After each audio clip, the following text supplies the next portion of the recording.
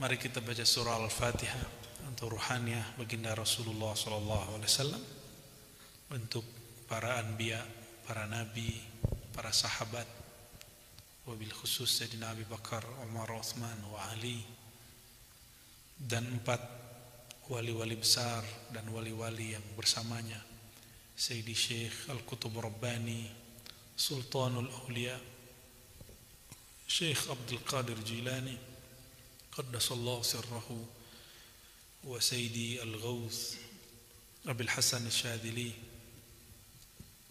wa Sayyidi Al-Qutub Muhammad Bahauddin Shah Naqshaban, wa Sayyidi Syekh Muhammad Abdul Karim Sammani, wa Ahmad Tijani, wa Ahmad bin Idris Al-Idrisi, wa Ahmad Rifai, wa ghairihim min al-awliya al-arifin. Al-Fatiha. Bismillah. Ya Allah.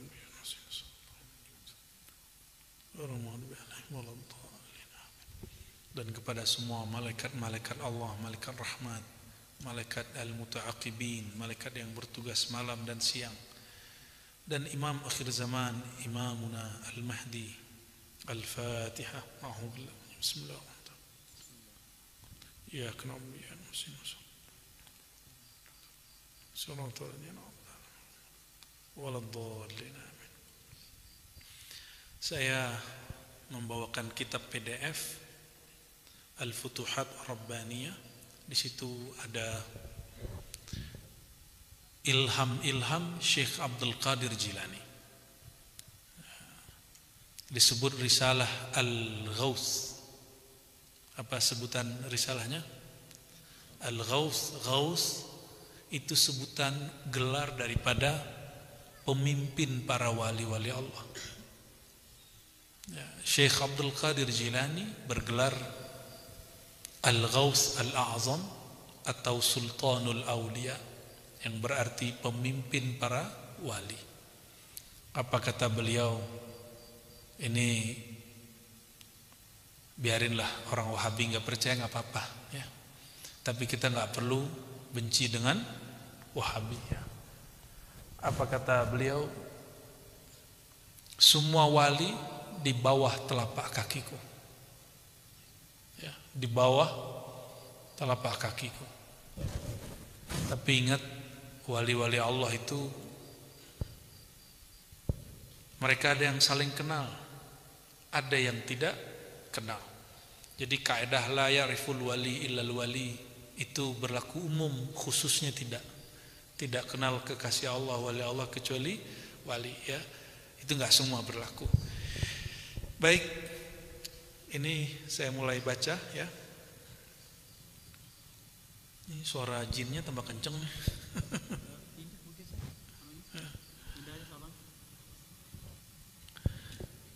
Aduh, matiin aja tuh ya. Cerdas bener ente. Jadi seorang kekasih Allah itu, Bapak Ibu, masih diizinkan untuk berdialog dengan Allah Subhanahu wa taala. Kenapa? Allah menyebut dirinya dekat, benar enggak? Benar, Allah dekat. Allah menyebut dirinya yukallim, berbicara. Benar enggak? Qala, berkata. Inni qarib, aku sangatlah dekat. Terus kenapa orang mencari-cari Allah? Allah kan dekat. Maka bukan Allah yang dicari, yang dicari jati diri. Ketemu jati diri, barulah ketemu Allah Subhanahu wa ta'ala. Karena tiadalah diri ini kecuali dipahami dengan dua sisi. Satu, ciptaannya, itu yang dibaca oleh qori kita tadi ya.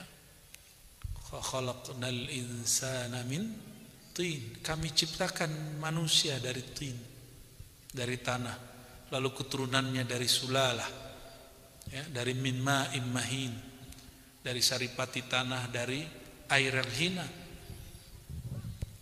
Itu manusia yang zahir. Ada manusia yang batinnya, nafakhtu fihi min ruhi. Jika kenal yang aku tiupkan itu, barulah kenal aku.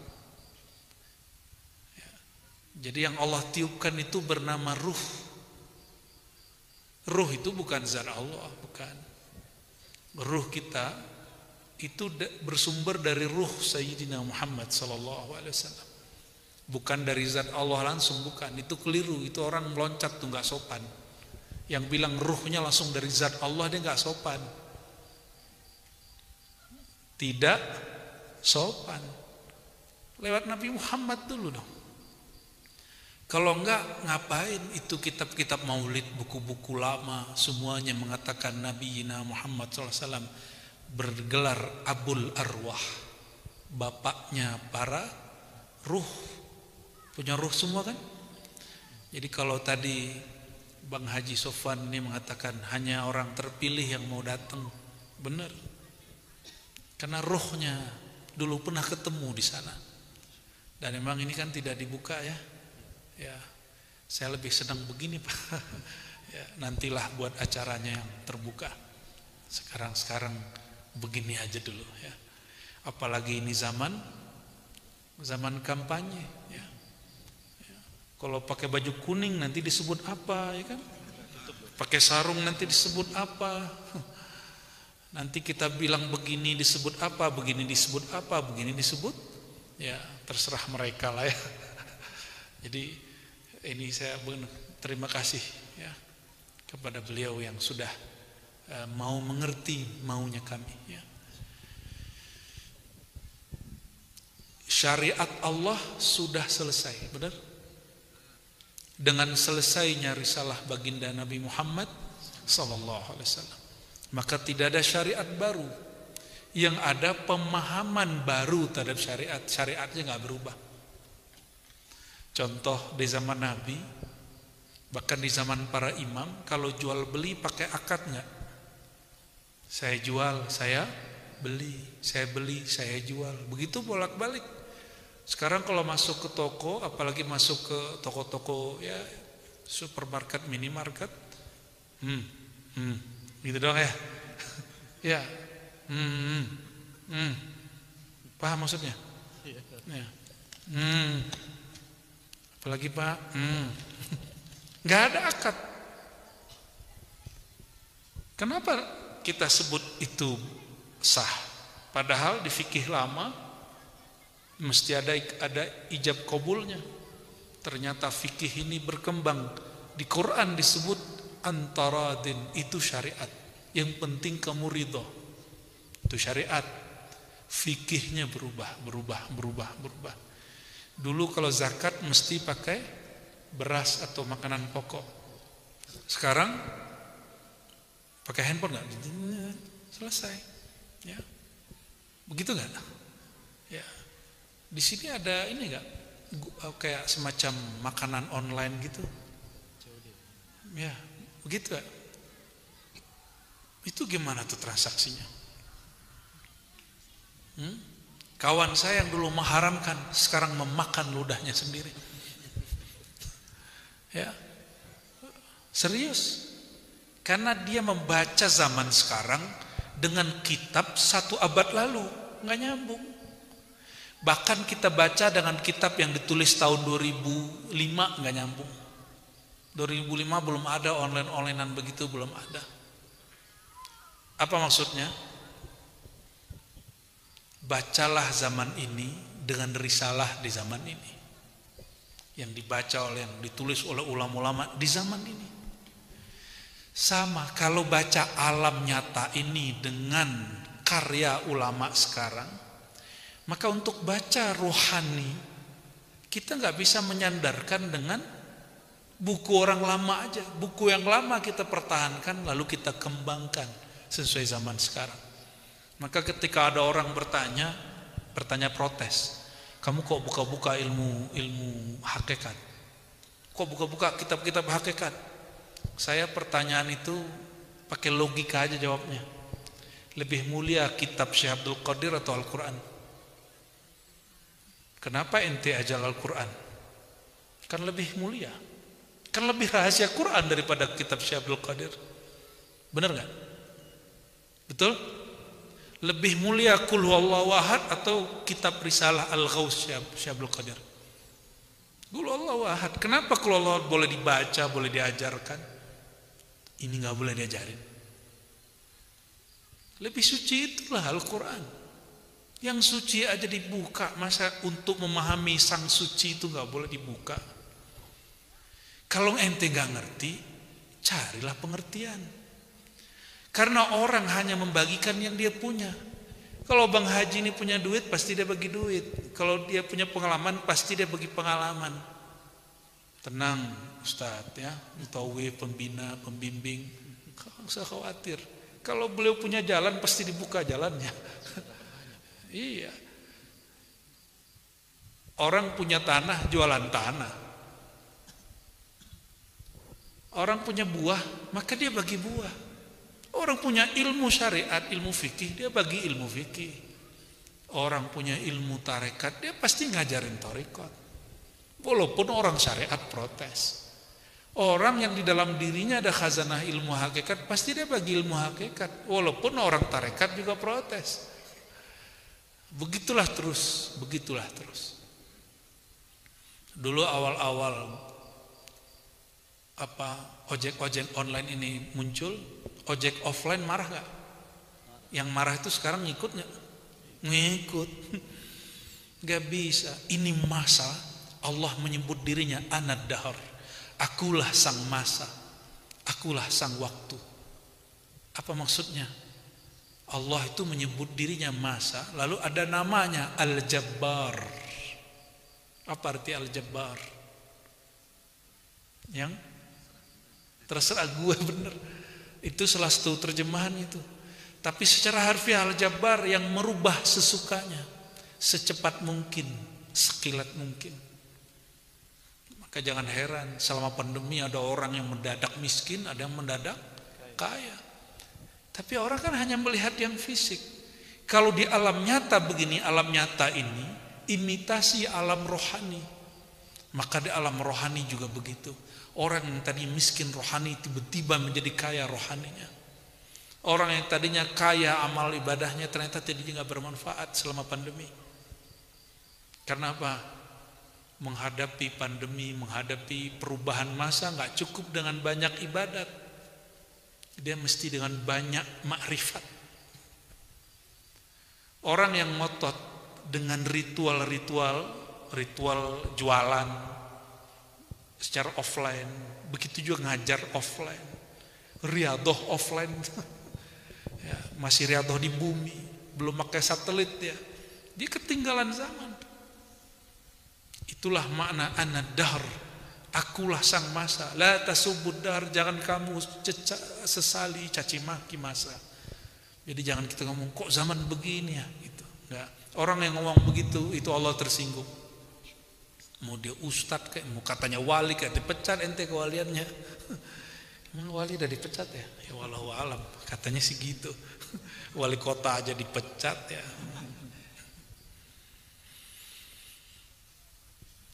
Syekh Abdul Qadir Jilani, kita ambil kalamnya, kita sesuaikan dengan zaman sekarang, nggak ngotot ya menerjemahkan secara harfiah. Syariat selesai, marifat selesai nggak? Belum. Kalau marifat selesai, pengetahuan nggak boleh ada. Marifat artinya pengetahuan. Dulu cari 5 hadis itu bisa 5 tahun, 1 tahun 1 hadis.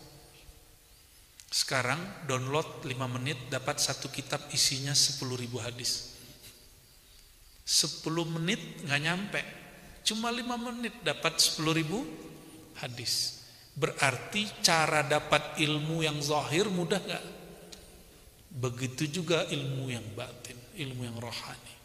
Jadi kalau ada orang mengatakan ini ilmu dulu dibuka tengah malam, kita buka malam juga. Cuma jangan kemalaman.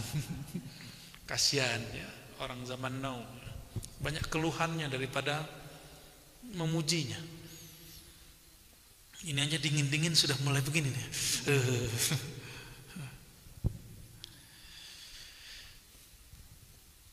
Allah masih menurunkan malaikat Jibril nggak sampai sekarang? Masih, tapi tidak bawa syariat. Malaikat Mikail masih turun nggak sampai hari ini? Masih.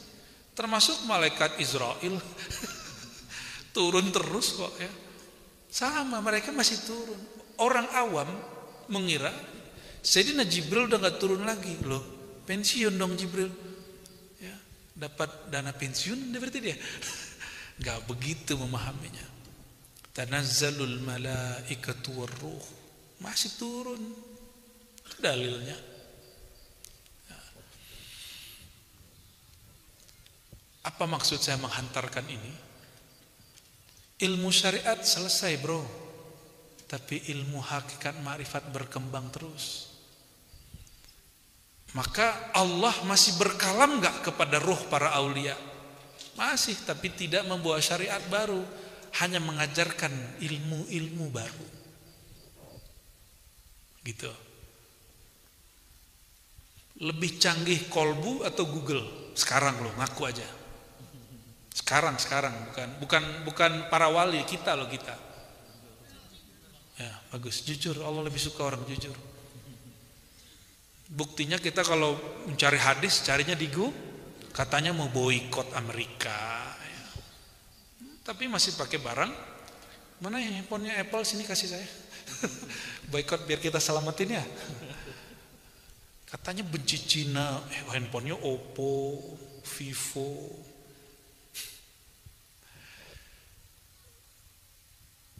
Apa maksudnya? Analog sederhana ini mohon difahami baik-baik ya. Kita sekarang karena kolbu ini belum bisa diakses, belum punya kuota, carilah wifi ya. Nggak ketemu wifi, carilah orang yang punya hotspot biar terhubung dengannya. Paham maksudnya? Carilah makhluk-makhluk yang kekuatannya mempunyai wifi langit, sehingga kita bisa mendownload ilmunya.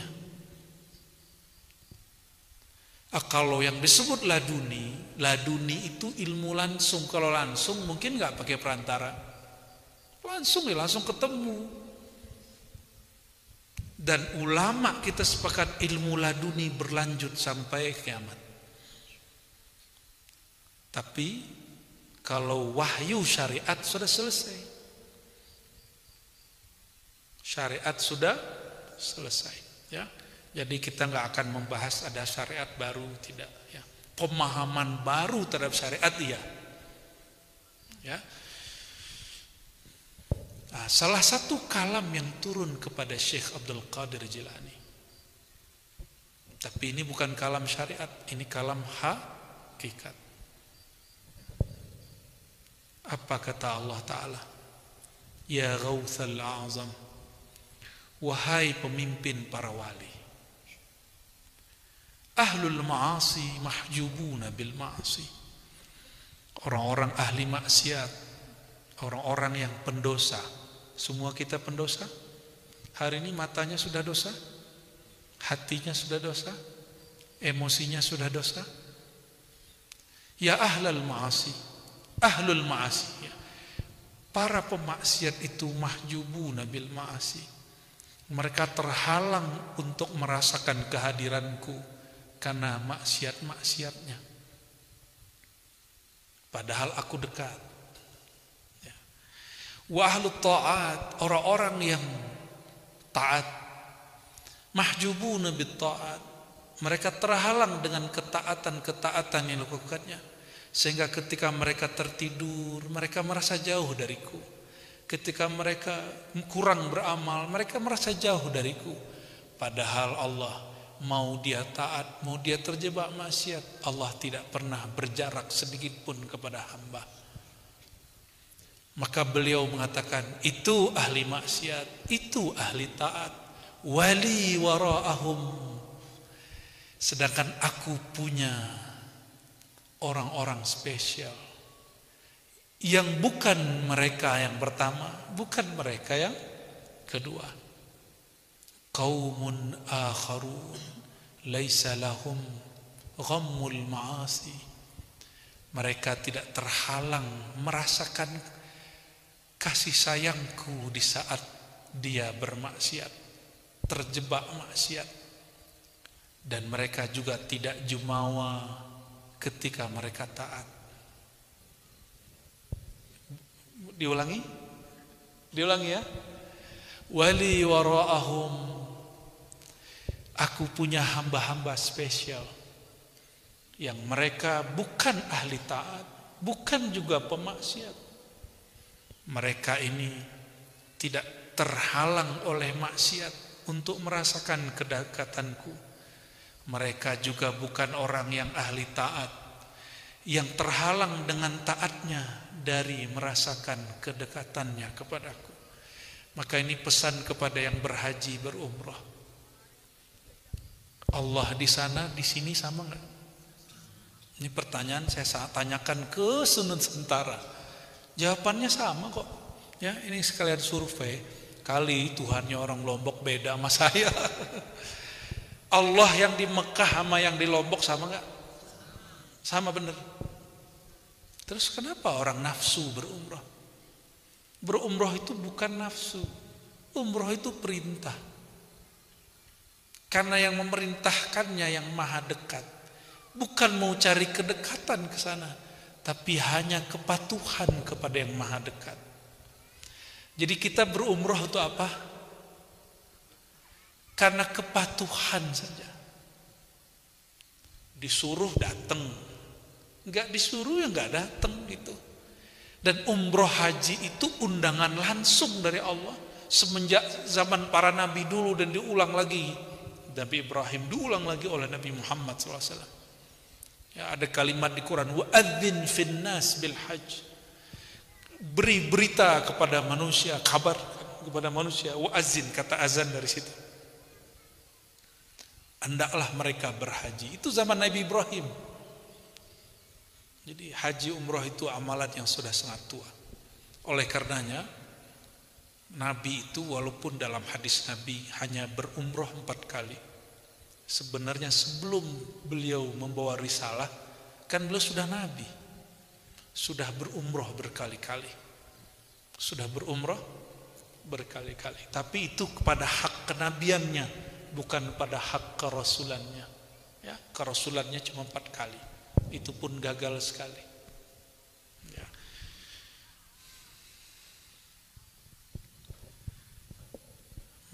Kalau malam ini saya zikir 70.000, Allah tambah dekat gak?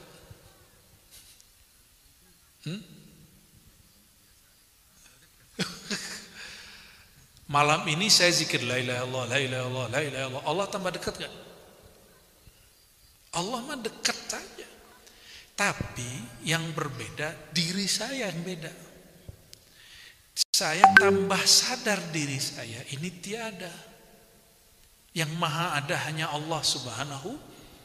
Jadi untuk apa zikir la ilaha illallah berulang-ulang? Bukan untuk Allah, bukan untuk mengejar Allah. Allah tidak dapat dikejar, tapi untuk menghantam nafsiyah, ego diri kita. Jadi Allah perlu zikir la ilaha illallah kita. Nabi perlu sholawat gak? Nabi SAW memerlukan sholawat kita? Enggak. Siapa yang perlu sholawat? Kita yang perlu berkah sholawatnya. Ya. Wah, orang Lombok mah ngaji begini udah biasa ya. Nyambung terus dari tadi saya lihat. Jadi Allah dekat gak? Saya khusyuk, saya gak khusyuk, Allah tetap dekat gak? Terus kenapa malas sholat? Jadi kita sholat itu sholat aja, berkhusyuk gak khusyuk gak ada urusan. Kenali dah dia, engkau pasti khusyuk. Cuma khusyuk itu ada yang rasanya menangis, ada yang tidak menangis, ada yang rasanya kita bergetar, ada yang rasanya tenang, ada yang rasanya kolbu itu melayang, ada yang kolbu terasa diam. Itu namanya hal. Allah bukan hal. Kita berubah-ubah, Allah tidak pernah berubah. Maka jangan sembah Allah karena engkau cari tangis. Jangan engkau bermakrifat karena ingin mencari getaran kolbu. Karena Allah tidak akan tambah dekat dengan getar-getar itu. Jadi ngaji ilmu-ilmu zikir gak cukup, mesti ilmu mazkur. Mazkur itu ilmu tentang yang dizikirkan. Kalau mau zikir angka-angka, Nih baca zikir sekian, ini talqin sekian, ijazah zikir ini. Itu gampang. Nah, tapi yang membuat kita tidak merasa sok dekat karena taat, tidak putus asa karena maksiat, itu yang mahal. Ya, itu yang mahal. Maka berdasarkan kalimat ini, wahai diriku dan dirimu yang bermaksiat, jangan putus asa kepada Allah. Karena Allahmu saat bermaksiat, setelah bermaksiat dengan Allahmu saat taat sama. Jadi jangan putus asa. Ini bukan nyuruh maksiat, ini bukan. Karena kita ini mahallun nisyan. Karena Allah mengatakan kullu bani Adam khatta'un, setiap manusia pasti bersalah. Kalau ada di antara ini saudara-saudariku yang merasa enggak berdosa hari ini, saya curiga nyawamu sudah lepas. Yang datang ini ada jelmaan malaikat. Enggak ada kita yang enggak berdosa, semua kita berdosa. Antum kira saya bisa baca kitab ini, bisa hari ini enggak maksiat? Saya bermaksiat kok hari ini. Tapi saya juga taat hari ini. Ya. Tapi saya maksiat dan taat itu insya Allah tidak membuat keyakinan tentang dekat Allah ini bertambah ataupun berkurang, sama. Yang beda itu naik turun, itu taat dan maksiatnya yang naik turun. Ini yang disebut al-iman yazid wa yanqus. Iman itu ada dua jenis, iman kondisi cabang, ada iman pokok, iman asal. Yang asal ini dalam kolbu, dia nggak boleh berubah. Sedangkan yang cabang boleh tumbuh, boleh dipotong, boleh mengering, ya.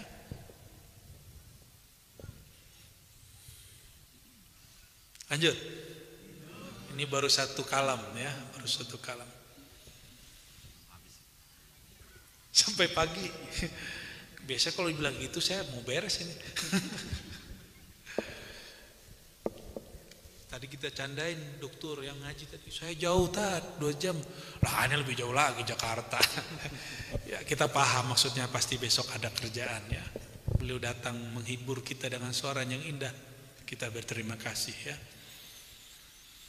Summa qala li, lalu Allah membisikkan satu kalam lagi kepadaku. Kata Syekh Abdul Qadir Jilani. Kok beliau bisa menangkap, kita nggak bisa menangkap? Ah, ini bedanya kita dengan Syekh Abdul Qadir ya. Tapi saya mau tanya, anugerah besar untuk beliau ini apakah khusus untuk Syekh Abdul Qadir Jilani, atau akan ada juga hamba-hamba Allah yang merasakan ini sampai nanti kiamat? Ya. Kenapa? Karena Syekh Abdul Qadir bukan nabi. Bukan? Jika dia seorang manusia biasa, Allah izinkan mencapai tahapan itu, maka di antara kita ini mungkin ada juga yang diizinkannya. Insya Allah. Ya Ghawthal A'zam, wahai pemimpin para aulia Allah, Ghaus yang agung, Basyiril mudnibin bil fadli wal karam. Jangan kau takut-takuti pemaksiat, tapi berilah berita gembira kepada mereka bahwa aku yang maha dekat ini sangatlah pemurah, sangatlah fadl, berlebih kasih sayangnya. Wal karam, sangatlah pemurah. Karim, karim itu apa bedanya dengan jalal? Jalal itu bikin takut.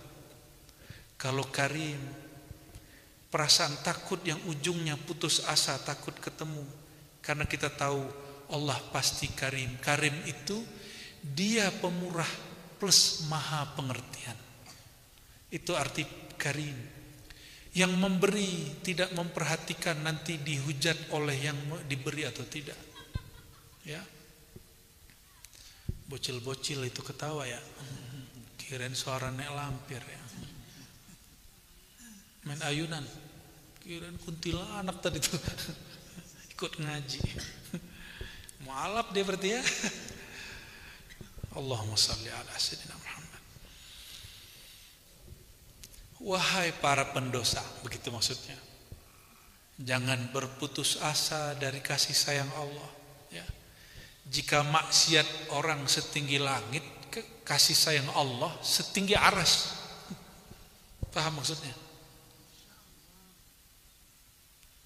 Kalau orang maksiat setinggi langit, kasih sayang Allah seberapa? Lalu kenapa banyak ustadz pemarah, bukan penyayang? Berarti dia belum kenal sama Allah dia. Marah ada marah juga. Tegas ada masanya tegas. Tapi enggak dikit-dikit ancam orang pakai neraka. Ya. Ini yang marah-marah sama anaknya dikit-dikit bilang neraka. Waduh. Korban kesalahpahaman ustadz terhadap Allah Subhanahu wa taala. Wa basyiril mu'jabin. Tapi beri juga berita kepada orang yang ujub dengan taatnya. Bil adli wan niqami. Bahwa aku maha adil. Kalau dia baik, aku balas. Tapi sholat yang tadi kira-kira diterima gak? Sholat isya barusan. Kira-kira diterima gak? Husnuzan? Kira-kira sholat yang tadi pantas gak diterima Allah? Sholat yang barusan pantas gak? Pantas? Bener pantas? Coba kita cek. Saya cek ya. Dari takbir sampai waladhdallin amin masih kepikiran dunia gak? Gak pantas diterima. Baru sampai waladhdallin dolin beneran itu. Jangan-jangan baru kabirau ya sudah melayang. Aneh ya, giliran sholat bisa melayang ya. Itu tanda syaitan itu zahir. Tanda syaitan itu zahir. Yang kita gak pikirin kok bisa jadi kepikiran. Nah, itu yang Nabi sebut, jika engkau sholat, idza shalla ahadukum, ya, jaa ilaihi syaitan, datang syaitan kepadanya, faqala uzkur kaza, uzkur kaza. Maka syaitan mengatakan, kamu ingat gak ini? Kamu ingat gak ini? Maka pikiran kita selalu ingat. Jadi yang mentok-mentok pikirannya, bawa sholat, nanti pikirannya macam-macam. Itu kata profesor saya dulu tuh ya. Waktu kami dulu nulis artikel, gak bisa-bisa kamu sholat ya. Selesai sholat tuh teman-teman pada ngadu, tambah macam-macam pikiranku, Prof. Itu bagus. Coba yang kamu pikirkan ada 5, ambil 1 katanya. Jadi kalau Bang Haji nih lagi mentok ngurusin usaha beginian, sholat aja dulu ya. Nanti hasilnya lapor. Wahai orang-orang yang takjub dengan taatnya, dengan umrohnya, dengan sholatnya, dengan sholawatnya, dengan zikirnya, dengan maulidnya. Aku maha adil. Tapi aku juga suka membalas orang. Pilih mana? Minta keadilan Allah atau minta kasih sayang Allah? Jadi jangan bilang Allah kok gak adil. Kalau Allah minta adil 50-50, 50-50, 50. Jadi setengah hari kita untuk dunia, setengah hari untuk sanggup gak? Bukan untuk akhirat, untuk Allah. Akhirat kan bukan Allah. Serius loh. Akhirat Allah atau bukan? Akhirat itu ciptaan atau Tuhan? Kita nyembah Allah bukan untuk akhirat, untuk Allah. Karena Allah. Nah, maka zuhud itu juga 2. Nah, pemahaman orang tentang tasawuf hari ini dikira orang tasawuf itu mesti zuhud. Enggak. Zuhud itu hanya 1 bab dari tasawuf. Zuhud, tahu zuhud? Zuhud itu talak dunia 3 kali. Bukan 3 kali lagi. 1000 kali. Jadi gak bisa balik. Tapi talaknya pakai kolbu. Maka zuhud ini dibagi 2. Ada zuhud abid, ada zuhud arif. Ini ingat-ingat ya. Zuhud abid ahli ibadah, ada zuhud arif ahli ma'rifat. Ini yang jelasin Imam Notailah Sekandar, ini bukan ilmu baru. Saya hanya merapikan yang tercecer di banyak kitab aja. Zuhudnya ahli ibadah, dia takut kalau memperoleh dunia, kemewahan dunia. Takut dunia mengganggu dia kepada Allah. Maka kami tambahkan di tengahnya ada zuhud salik. Zuhud abid, salik, yang ketiga. Kalau salik cari akhirat. Salik ini dia takut dunia mengganggu dia supaya nyampe ke akhirat. Maka dia tinggalkan dunia supaya nyampe akhirat. Tapi kalau al-arif, orang yang kenal Allah, dia meninggalkan dunia dan akhirat sekaligus. Maksudnya apa? Batin dia nggak ngelirik dunia, mata dia lihat dunia, pikiran dia lihat dunia, makan enak, gak apa-apa. Imam Abul Hasan Syadzili berhaji tiap tahun. Berhaji tiap tahun modalnya berapa Bang Haji? Yang itu haji plus itu berapa juta? 150. Itu hotelnya jauh ya. Kalau hotel yang dekat berapa? 200. Nah, kita ambil 200 ya. 200 juta tiap tahun. PNS sanggup nggak tuh? Nggak sanggup. Karyawan biasa nggak sanggup. Imam Syadzili sanggup tiap tahun. Kaya nggak tuh? Kaya dia. Beliau itu susah sebelum ke Mesir, karena dicaci maki orang, dituduh sesat. Selevel Imam Syadzili yang mengajarkan Ihya Ulumuddin, mengajarkan kitab Qutul Qulub, mengajarkan kitab Khatmul Auliya, yang mengajarkan kitab Ar-Risalah Al-Kusyairiyah, yang mengajarkan kitab-kitab besar, itu nggak dihargai orang di kampungnya. Kampungnya ya disebut Maghrib Adna, Maghrib Maroko dekat. Kalau Maroko yang jauh sekarang yang jadi Maroko itu, ya mungkin Tunis atau Aljazair sekarang itulah ya. Jadi beliau ini masuk ke Mesir, mendengar kalam seperti Imam Syekh Abdul Qadir Jilani mendapat kalam. Jadi ada sir masuk ke dalam kolbunya, ilham. Wahai Abul Hasan, penderitaanmu berakhir di sini. Setelah ini engkau akan diberikan anugerah kesenangan kemewahan yang tak terbatas. Benar awal beliau masuk sampai beliau wafat. Dan alhamdulillah kami tanda syukur nikmat atas berkah dari Allah. Akhir tahun kemarin diizinkan Allah ziarah ke Imam Abul Hasan Syadzili, dan itu pelosok-pelosoknya Tang. Kita kalau udah ke sana untuk balik lagi kayaknya sulit. Ya. Alhamdulillah ke sana. Ya.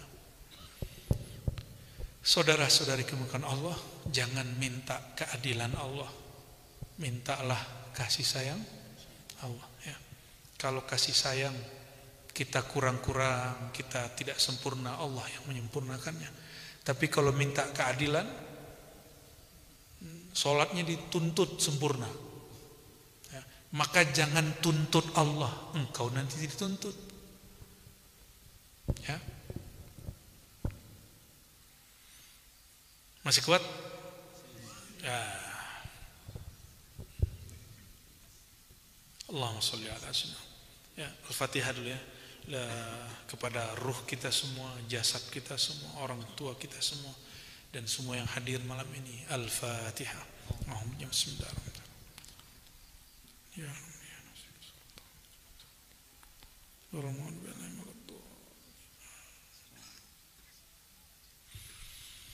ini tempat-tempatnya apa nih Bang Haji? Sembalun, bagian dari Rinjani.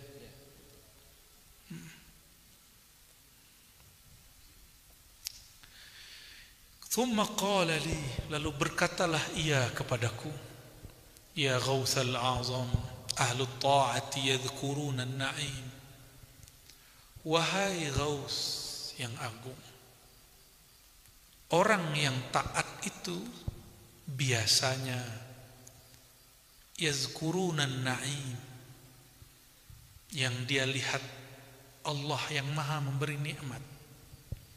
Wa ahlul isyan yadhkuruna ar-rahim, orang yang bermaksiat kalau ketemu jalan maka dia melihat Allah yang maha memberikan kasih sayang.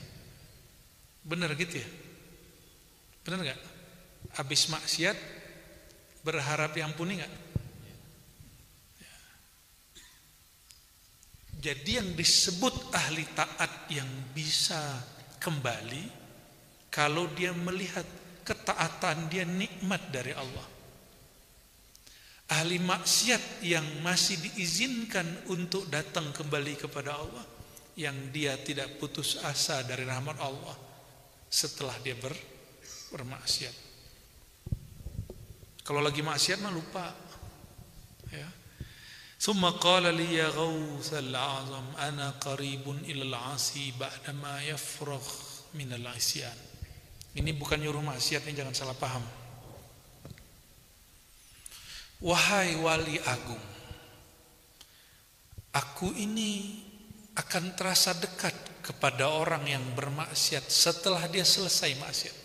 Coba, banyakkah di antara kita atau pernah melihat ada orang yang nangis setelah maksiat, ketakutan? Benar? Benar ya? Serius gak? Habis maksiat nih, terus ketakutan, tobat, tiba-tiba sholat tobat, tiba-tiba astagfirullah, astagfirullah, kenapa ya Allah aku melakukan ini ya Allah, gitu ya. Benar gak? Di saat itulah Allah dekat kepada dia. Tapi syaitan tidak akan biarkan. Ya, syaitan nanti akan datang bisikin, kamu ini tidak pantas menyebut nama Allah. Nah gitu ya. Udah maksiat aja lagi.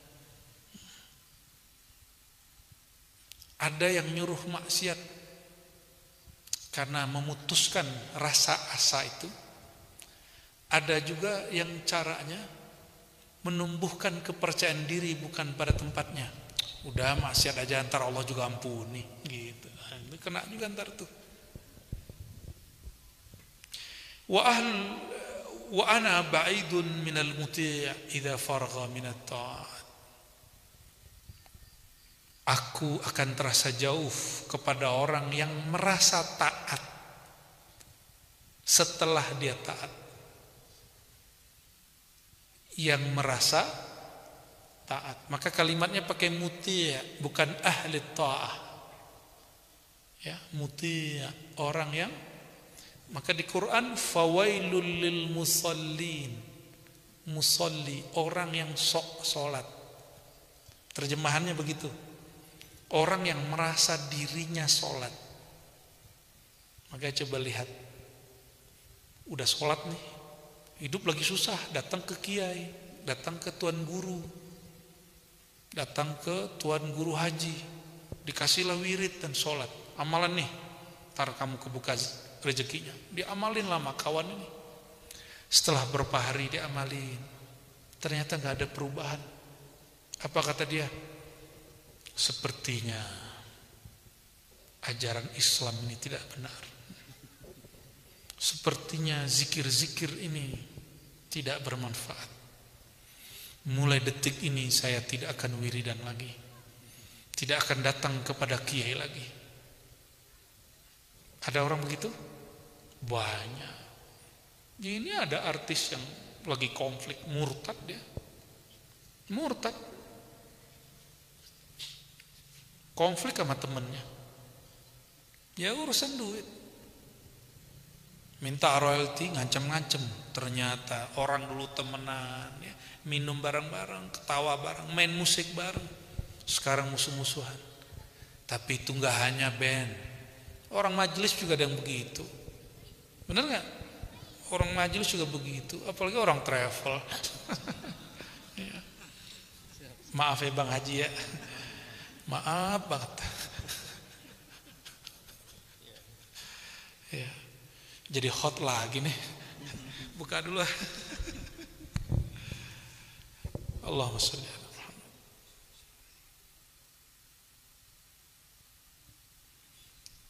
Ini bukan nyuruh berhenti taat, bukan. Allah nyuruh berhenti, engkau takjub dengan amalanmu. Itu. Saya tadi misalnya, tadi saya mau nanya sama dokter yang tadi itu, dokter siapa namanya? Sabar ya. Pak dokter, suara itu dari gendang suara. Itu gendang suara Pak dokter yang buat atau siapa? Ilmunya bukan untuk beliau tapi untuk jamaah. Beliau udah tahu jawabannya. Pasti beliau jawab apa? Ini bukan saya yang ciptain, tapi Allah yang sama-sama punya gendang suara. Kenapa pita suara dia indah, merdu? Kok suara kita cempreng? Benar nggak? Oh, berlatih bukan. Coba aja suara-suara cempreng berlatih, nggak akan berubah. Ini emang anugerah. Jadi anugerah dan bakat itu beda. Bakat itu memang harus dilatih. Tapi kalau anugerah, suaranya emang dari sononya bagus, dari lahirnya bagus. Berarti kalau takjub kepada suara beliau tadi, itu takjub kepada si dokter atau takjub kepada yang memberikan pita suara yang bagus itu? Iya, kira-kira begitu. Sama, berguru juga begitu. Jangan fanatis kepada guru. Fanatiklah kepada zat yang memberi cahaya ke dalam kolbu guru itu. Si guru manusia biasa, tapi zat yang menumpahkan cahaya itu yang luar biasa. Maka nanti jika gurunya tidak sempurna, dia bilang, emang guru saya manusia, maka enggak sempurna. Tapi kalau kita fanatik kepada guru, nanti bisa perang itu. Ya, bisa fanatik buta, bisa juga benci buta. Kecewa nanti sama gurunya, benci dia sama gurunya. Makanya bukan orang band doang yang bisa tengkar, orang majelis juga bisa tengkar.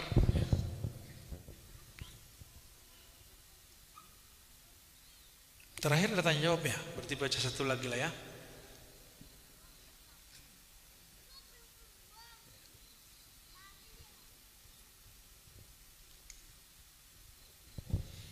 Tadi berkaitan dengan zuhud ya. Masih cuma satu paragraf saya loncat.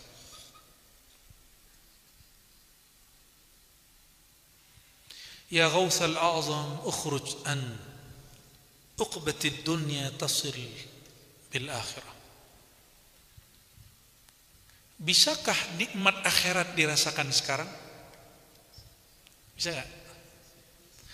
Orang di akhirat tuh nanti disebutkan di hadis dan di Quran, dia tazawarun di hadis ya. Mereka saling berziarah. Saya niatkan datang sekarang ini meniru amalan ahli surga. Jadi datang karena kita bersaudara ya.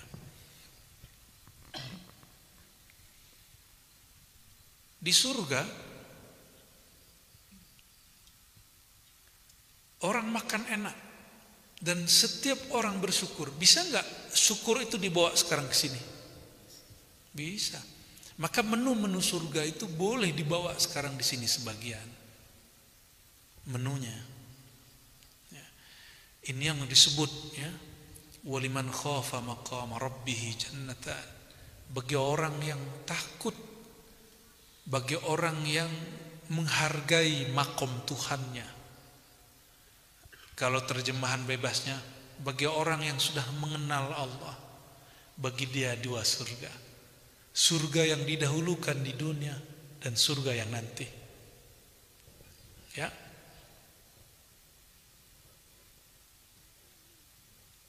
Nah, bagian akhir, wa khruj an uqbatil akhirah tasil ilayya. Orang masuk surga belum tentu ketemu Allah. Kalaupun ketemu itu hanya surga Firdaus. Surga Firdaus itu paling tinggi. Di atasnya, langitnya Firdaus itu langsung aras. tangga-tangganya arsy disebut raf-raf. Allah tidak bertempat di arsy, tapi Allah menumpahkan kasih sayangnya kepada arsy. Maka diizinkan orang-orang di surga memandang wajah Allah sekali pagi, sekali sore. Tapi dari pagi sampai sore, pagi sampai petang, petang sampai pagi lagi, jaraknya 500 tahun. Ini udah berapa umurnya Bang Haji? 40 ya? Muda kali Bang Haji. Aku lebih muda lagi. Baru kita ya 40 ya. Tapi rasanya udah lama sekali di dunia ini. Apalagi pas pandemi itu kayaknya dunia lama ya. Karena kita nggak ngapa-ngapain. Bayangkan 500 tahun nggak ketemu Allah. Sanggup nggak? Nggak sanggup. Makanya di sana diberi nikmat makan supaya orang terobati rindunya. Makan, kalau makannya banyak, kawinnya banyak. Makanya di sana boleh kawin banyak. Jadi mumpung bisa cemburu, ya sekarang cemburunya. Di sana nggak ada cemburu lagi. Cuma boleh cemburu, melarang nggak boleh. Maaf, keceplosan. Allahumma sholli ala Muhammad. Kip. Bayangkan 500 tahun jenuh. Tapi orang yang surga paling bawah, dia berusaha biar naik. Gimana biar naik? Dia mesti ngaji ma'rifat. Jadi jangan dikira ngaji ma'rifat itu hanya sampai di sini. Syariat udah selesai. Kalau enggak, untuk apa Nabi Musa masih sholat di kuburnya? Maka Imam Abdul Wahab Sya'rani dalam Tabaqat ya, Sufi atau Tabaqat Aulia, beliau menulis bahwa para nabi, para wali dan kekasih-kekasih Allah masuk alam kubur, alam akhirat. Mereka menyembah Allah bukan karena disuruh. Disuruh itu taklif, beban. Tapi karena ta'rif, karena ingin mengenal, tambah mengenal, tambah berma'rifat, tambah dekat. Kita bisa lihat ada orang lewat, kita misalnya pengen ketemu seseorang, kita lihat dia lewat, baru lihat. Belum bisa mendekat. Belum bisa duduk bersama dia. Belum tentu juga bisa ngomong sama dia. Baru melihat. Jadi nanti di akhirat itu ada yang tidak bisa melihat Allah, enggak ada izinkan, karena makomnya belum sanggup. Maka mereka berusaha terus gimana caranya. Ya. Nah, itu imitasinya di dunia. Tiruannya ada di sini. Maka orang-orang yang paling kenal Allah di sini, gak semua orang dapat mendekatinya, kecuali dia yang nyamperin orang itu. Ya. Mau ketemu presiden gampang nggak? Ada protokolnya? Ada. Itu baru presiden dunia. Gimana presiden wali? Yang membuat hijab-hijabnya itu Allah sendiri. Kalau protokolnya presiden, gubernur, bupati, mungkin TNI, polisi, Satpol PP, mungkin dibuat brigade. Kalau kekasih-kekasih Allah, protokolnya lain, bukan manusia aja. Tapi yang disebut hijab. Hijab nur dan zulumat. Hijab cahaya ilmu taat. Dan yang kedua, hijab kebalikan ilmu jahil. Kebalikan taat maksiat. Maka ada wali, dia kekasih Allah. Tapi kita gak akan kenal dia. Karena di sekelilingnya, bahkan dari dirinya dizahirkan kejahilan. Pura-pura jahil. Sama pura-pura maksiat. Makanya ada wali-wali Allah yang masuk ke bar. Ada yang duduk di depan warung, Orang sholat di masjid dia duduk aja di situ. Supaya orang hujat dia. Orang berhasil hujat dia senang. Alhamdulillah orang gak kenal aku. Sengaja, tapi gak tiap hari begitu. Ada orang-orang begitu. Saya udah ketemu beberapa orang begitu. Cuma kita ini kan percaya wali yang udah mati, Gusmi udah mati baru percaya. Gusmi dulu dakwahnya kemana? Bukan dakwah beliau, masuk ke bar, masuk ke tempat maksiat. Orang minum, dia juga minum, tapi itu minuman seperti Imam Abu Yazid dulu. Ketika minum airnya berubah, gimana caranya? Lo gampang. Ya. Asif bin Barkhiyah mindahin istana aja sekejap. Apalagi cuma ngerubah tuak jadi cuka, mah gampang. Ya. Gampang tuh. Allahumma sholli ala sayyidina Muhammad. Oh, gak masuk akal. Akalnya ente pendek maka masuk. Ya. Akalnya yang panjang dikit.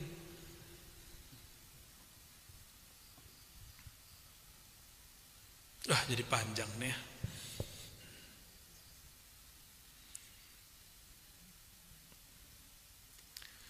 Lalu dijelaskan itu di bagian akhir, wahai Ghausal A'zam, wahai wali agung, ukhruj anil ajsam wan nufus.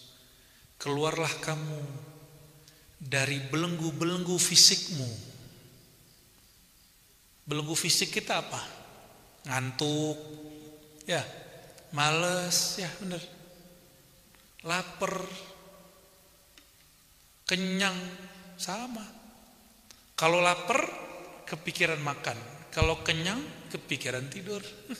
Tapi nggak kepikiran, emang hilang pikirannya.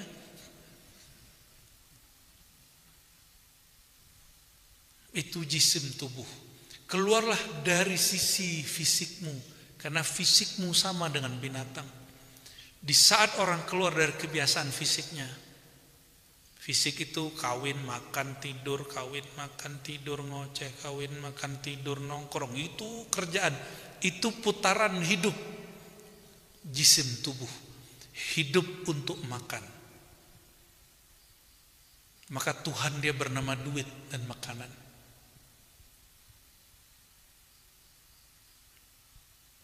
Keluar dari situ bukan berarti kita meninggalkan aktivitas fisik, enggak.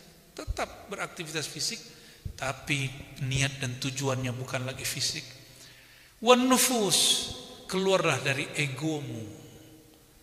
Ego ini yang bikin kita suka marah-marah, yang gak mau mengalah, mau menang sendiri. Bahkan kita lebih memenangkan perasaan kita daripada takdir Allah Subhanahu wa ta'ala. Legin meninggikan keinginan kita daripada keinginan Allah Subhanahu wa ta'ala. Itu nufus. Keluarlah dari itu. Nih perintah ya. Tsumma khruj anil qulub. Lalu kita masuk ke kolbu.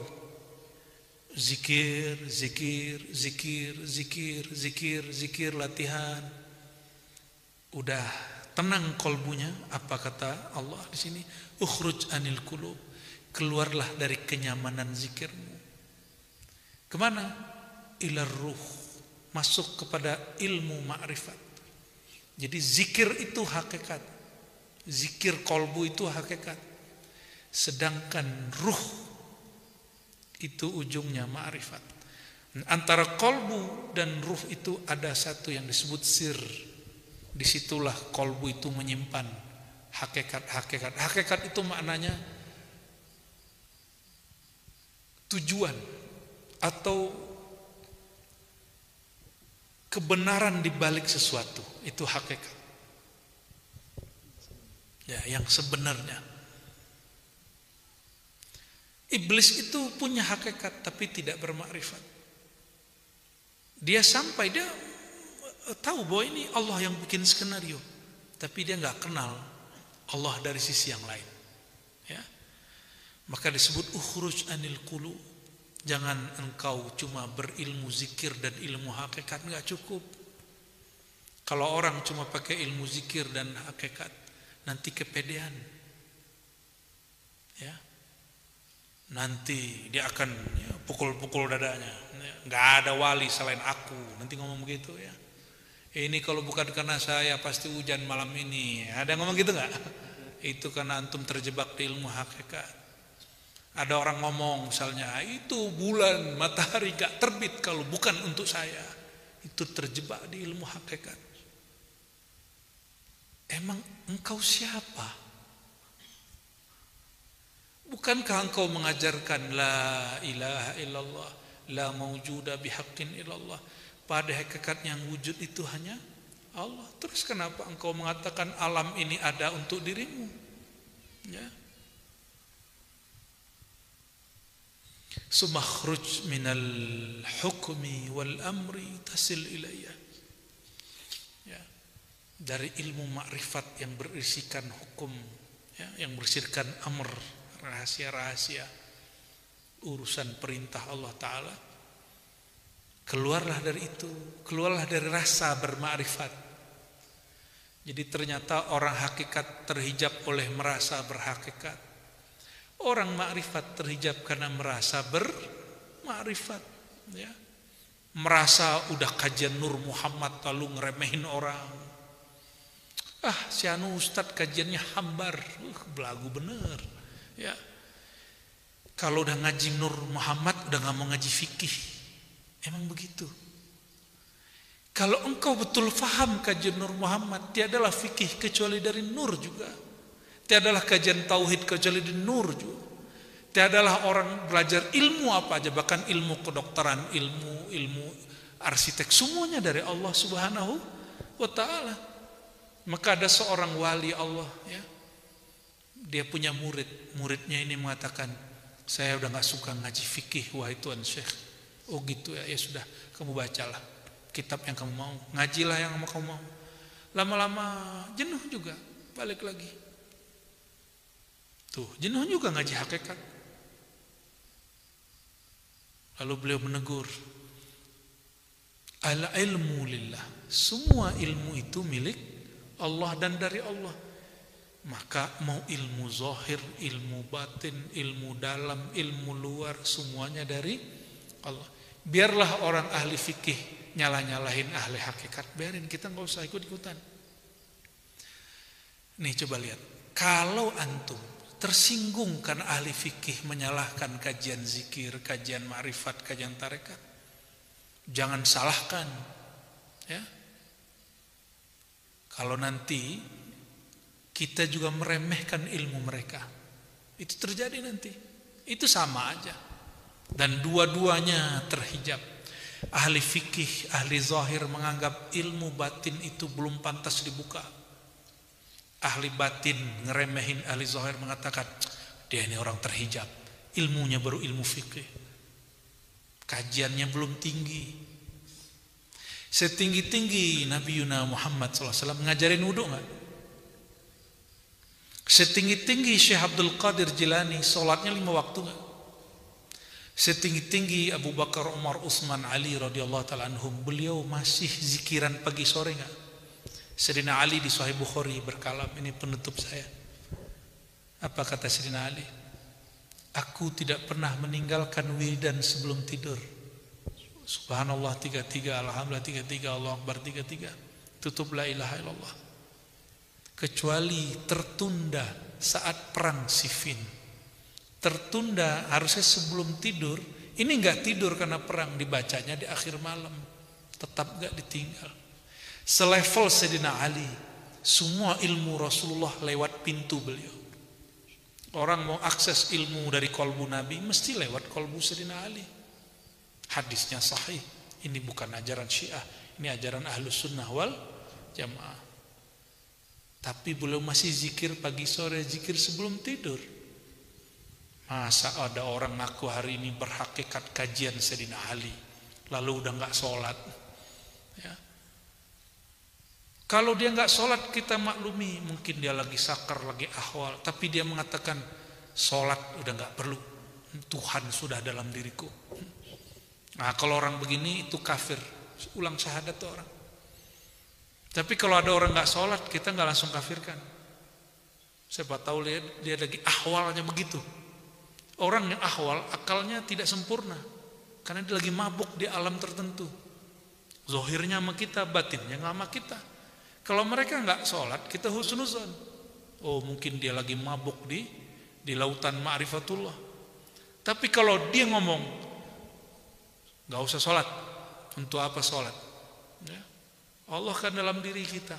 Ngapain sholat? Nah, orang begitu kafir, zindik, munafik. Hati-hati ya. Saya jarang-jarang mengeluarkan kata-kata ini, tapi ini wajib saya keluarkan. Kita tidak su'zon dengan orang yang tidak sholat selama dia tidak mengingkari sholat itu sendiri. Karena tiada ahli hakikat ma'rifat mengingkari syariat, tidak ada. Kalau orang syariat mengingkari kajian hakikat wajar, karena dia belum nyampe. Ini antum belajar ilmu hakikat nih. Lalu ada orang yang lebih tinggi dari kita ilmu hakikatnya, kita aja ingkar sama dia. Ah, nggak ada tuh, gitu. Bukan nggak ada. Kalau ente emang munsif itu sadar. Kita bilang, oh kalau itu saya belum tahu. Nah, itu yang benar. Orang yang ngaku belum tahu, Allah akan tambahkan pengetahuannya. Tapi kalau sok tahu, siap-siap ya. Maka saudara-saudariku, bukan Allah, saya tidak tahu semua isi hati orang. Allah yang tahu isi hati antum semua. Ya. Baik tidak baik itu saya pulangkan kepada Allah. Tapi saya menilai diri saya juga tidak baik-baik amat ya. Enggak juga terang-terang amat kolbu ini. Namun Allah kita saat kolbu kita terang, Allah kita saat kolbu kita gelap, itu sama. Maka janganlah berubah rasa yakin kita kepada Allah ya. Mau berguru ke siapapun, bergurulah. Yang penting kita yakini semua ilmu bersumber dari Allah Subhanahu wa ta'ala. Kesimpulan kajian malam ini, pertama, janganlah terhalang karena maksiat lalu berputus asa kepada Allah ya. Jangan merasa hina banget lah ya. Dan juga jangan ujub merasa keren dengan taat, terus GR bilang, wah ini kalau bukan karena doa aku nggak jadi nih barang ya. Orang-orang ujub itu dia sedang mengakuisisi punya Allah. Bayangkan, saya nggak boleh loh mengakuisisi bajunya Bang Haji ini, kecuali yang udah dikasih tadi. Ya, ini saya ambil, nggak mau kan? Kopiahnya saya ambil, nggak mau. Barang makhluk tidak boleh diambil, barang milik makhluk nggak boleh diakuisisi, apalagi sifat milik Allah. Maka orang yang merasa paling benar, dia sedang mencuri, mengakuisisi sifat kebenaran Allah. Maka kelompok manapun, tarekat manapun, mazhab manapun, manhaj manapun yang merasa paling benar, engkau telah mencuri, engkau telah mengakuisisi milik Allah. Siap-siap Allah mengancam. Ya. Maka saya walaupun merasa berahlus sunnah, merasa bertorikot yang mu'tabarah, merasa berhakikat, merasa bermakrifat, tapi ada satu rasa yang tumbuh di hati, bahwa semua yang tadi itu hanya usaha mendekat kepada yang maha benar, bukan untuk merasa paling benar ya. Maka apapun ilmu latar belakang kita, mari kita niatkan untuk mendekat kepada Allah SWT. Wallahu a'lam bishawab.